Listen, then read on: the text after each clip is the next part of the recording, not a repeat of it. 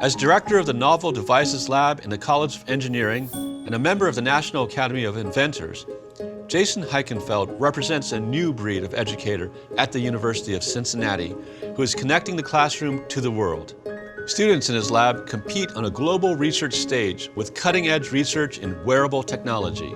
Quality of people we're attracting to our lab and program, and the quality of full-time industry engineers that are coming in and accessing and interacting with us through UCRI is completely top-notch, and that is the biggest competitive advantage we have. We go for some really stretch problems in industry, and in the end, by the time we make an industry functioning prototype, we're publishing in Langmuir, Nature journals, Royal Society, Interface, because of all this cool science that comes out. And the thing that's most gratifying is when students say, this was the hardest course I ever took, but I loved it.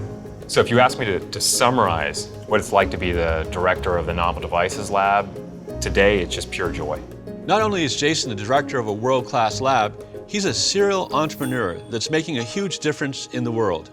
From wearable sweat-sensing technology to solar smart lights, he's led several startups, and UC has licensed his inventions to more companies than any other faculty member.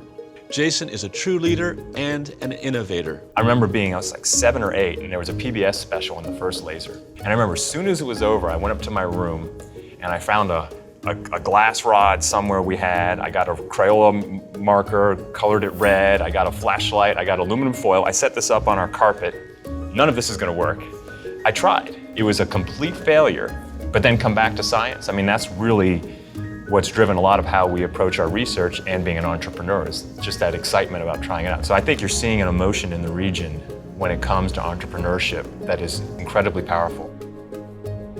So what's exciting now is the work we're doing in wearable tech, and we're trying to push far beyond what people think even wearable tech can do. And the reason is because when it comes to skin science and technology, you look at UC, okay, and you look at what's been done in pharmacy with transdermals, you look at what we're doing with technology here, you look at this ecosystem, I don't think you'll find a better one internationally. His entrepreneurial spirit is contagious. His inventions are changing the course of history.